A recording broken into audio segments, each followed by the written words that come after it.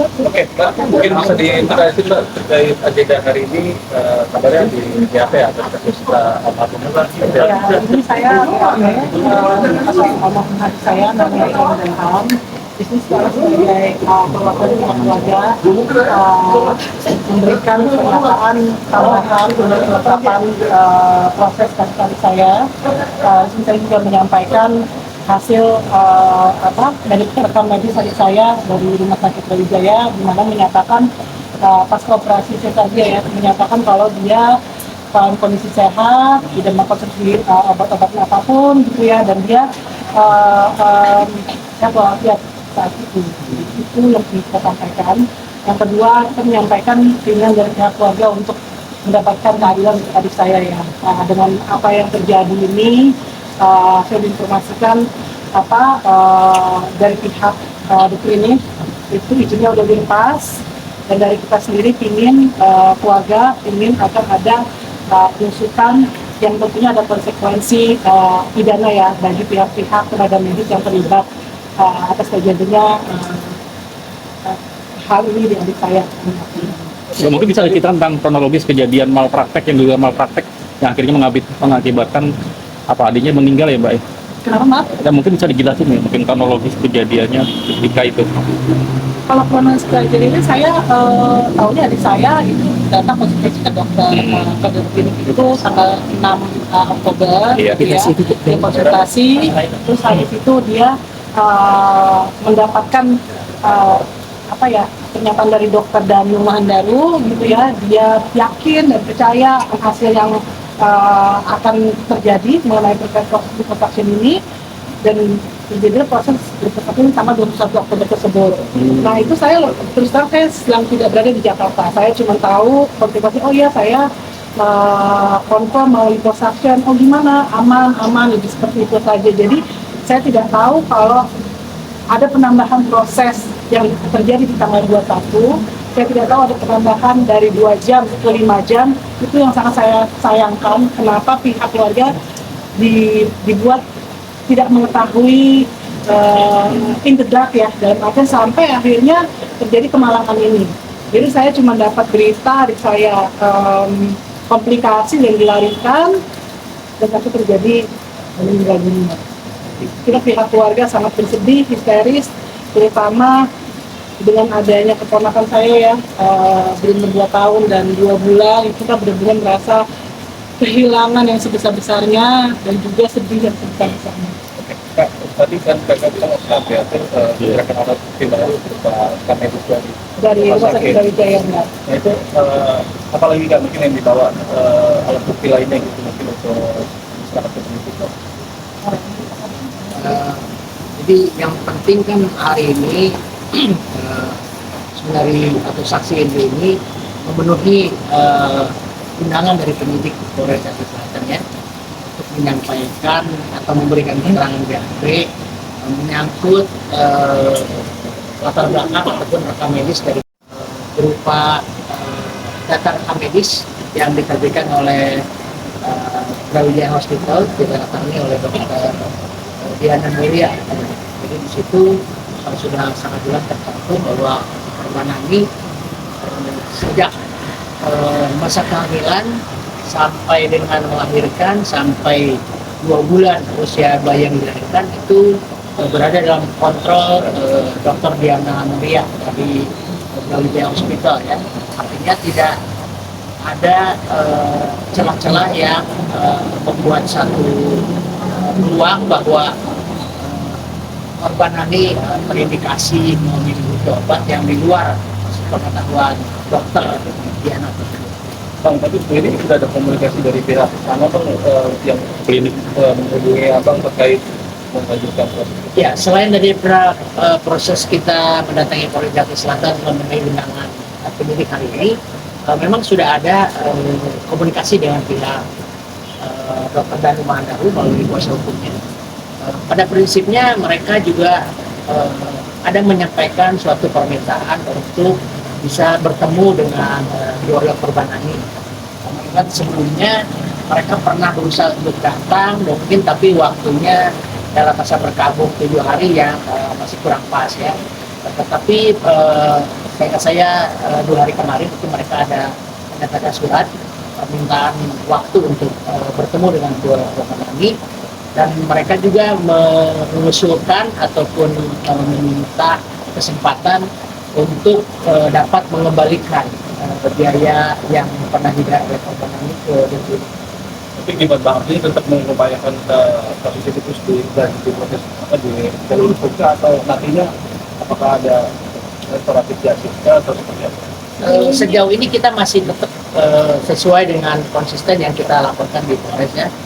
Itu kan dari pihak dari pihak Dr. Danu dan klinik tentu boleh juga melakukan upaya segala sesuatu nanti kita akan rapatkan, akan bicarakan dengan keluarga ya. Apa yang mau kita sepakati itu nanti akan menjadi keputusan keluarga. Tapi dari pihak polisi sendiri maunya seperti apa? Sejauh ini dari pihak keluarga suami maupun saya juga kita ingin akan ada tindakan konsekuensi hukum karena itu adalah pidana bagi pihak-pihak yang terlibat dalam kasus saya. Artinya tidak ada pintu perdamaian dari ini. Saya sampai saat ini saya ingin menjalankan proses hukum dokumen ini. Pak, tapi gimana? Artinya apa namanya dari pihak ini lihat bahwa ini apakah ada kejanggalan dalam melakukan apa namanya tindakan prakteknya Pasti kalau misalnya tidak ada kejanggalan berarti saya mengambil langkah ini. Sampai kali sebenarnya yang langkah ini adalah langkah yang berat ya, apakah harus saya diotopsi segala macam ini adalah langkah berat. Tapi karena kita punya keadilan kan, saya tahu adik saya pasti punya keadilan, dia ada seorang yang sangat berhati dan juga kuat. Pasti ini ingin keadilan, dan kita dari keluarga juga punya keadilan.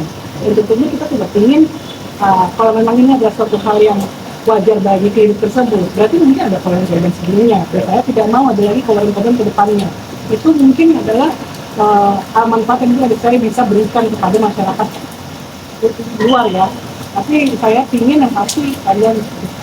Tapi kalau ngomongin testing sendiri, melihat dari kasus ini kan untuk usia untuk konfirmasi ya sobat lambak ini bisa dibilang sebenarnya angka kasusnya mungkin kecil gitu yang sampai mengakibatkan kematian gitu.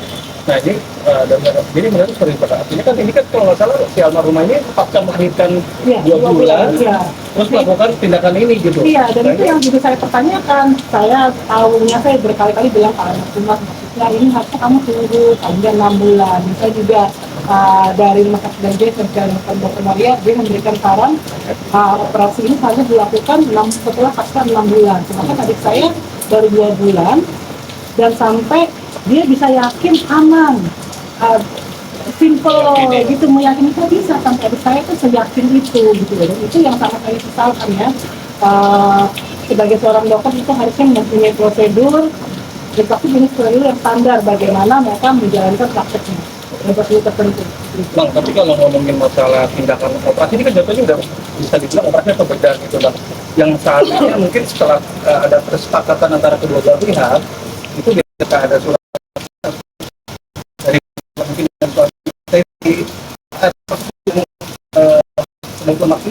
ada surat persetujuan itu nggak Bang? Ditandatangani pihak keluarga. Hal itu yang akan nanti diperiksa oleh pihak Ikatan Dokter Indonesia maupun Dinas Kesehatan DKI ketika kesehatan dalam ini apakah ada prosedur etik yang dilanggar ya menyangkut pernyataan persetujuan pasien tadi. Kenapa? Karena kalau kita bicara awal mula korban ini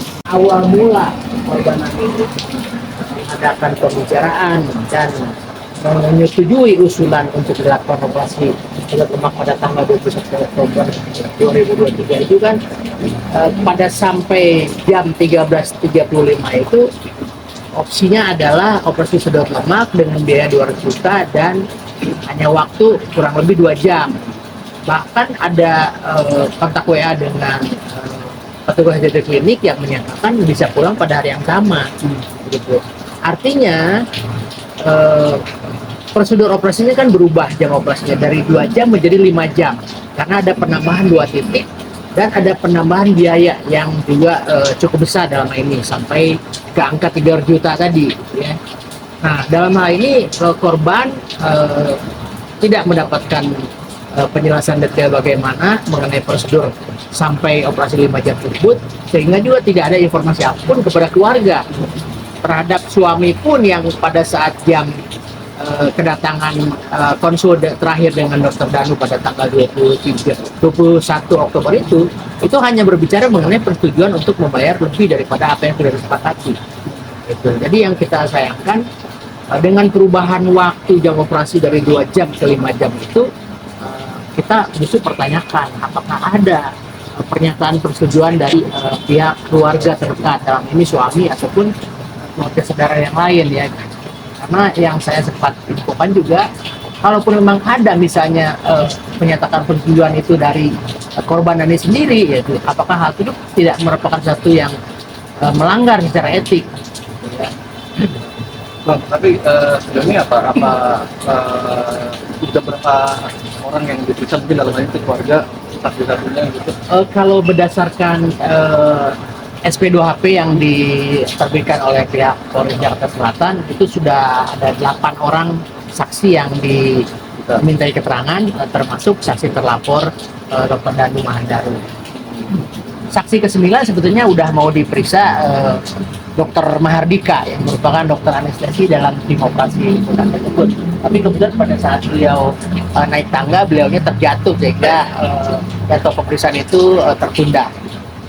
Selain itu memang masih ada beberapa saksi yang harus dan akan diperiksa ya, terutama adalah dokter dari rumah sakit Dr. Sioto, dokter UGD pada hari jam tersebut di mana korban Nani dinyatakan meninggal, itu menyatakan bahwa korban Nani sudah meninggal sebelum tiba di rumah sakit.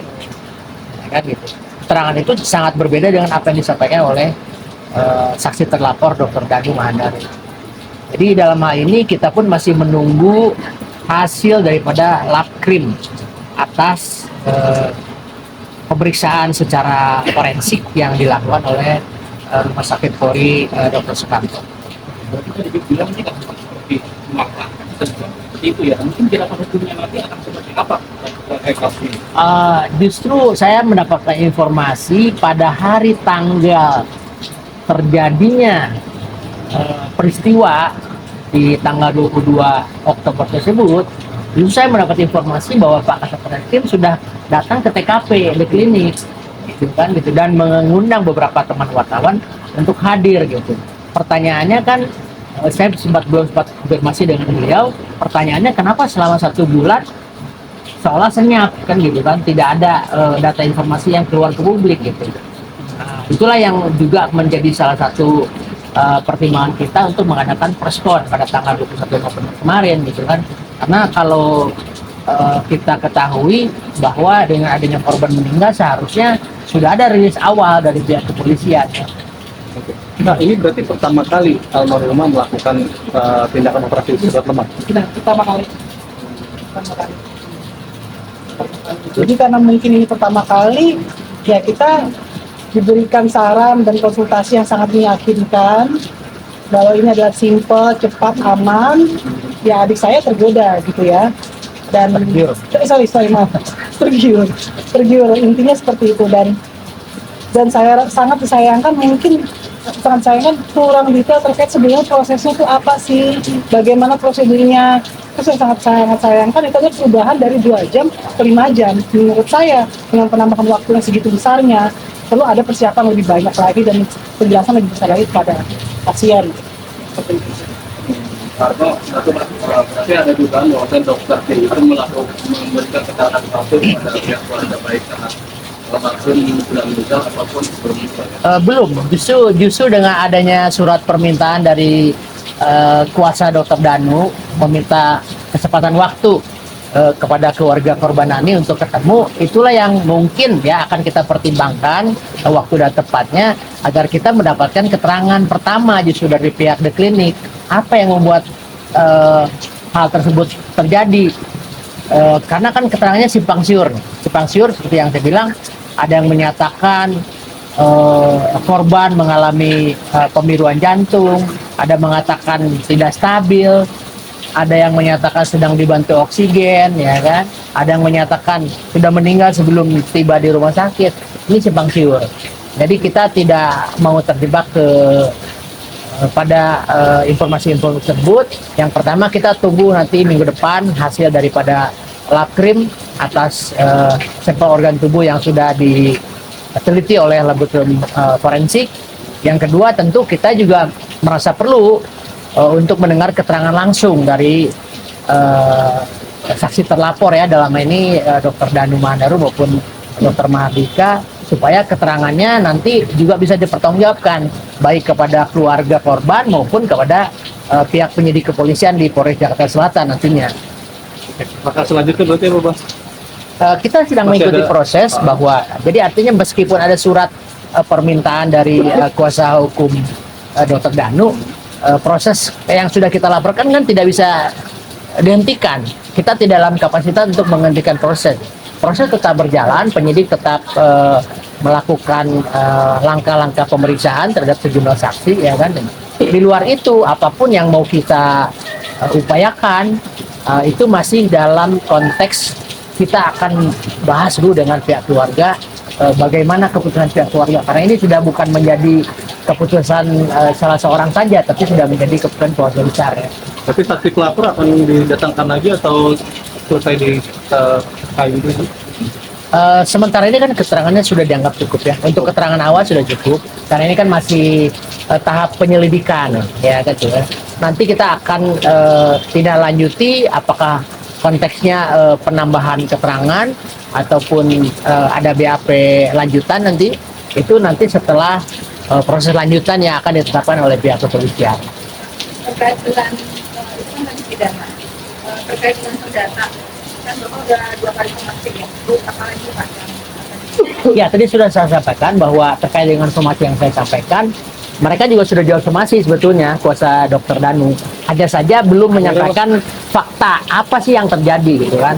Nah, tapi yang ketiga, mereka menyampaikan surat permintaan keterangan untuk ketemu dengan keluarga. Itu saja ya. Dan niat untuk mengembalikan biaya yang sudah dibayar oleh korban Ani. Baru sebatas itu.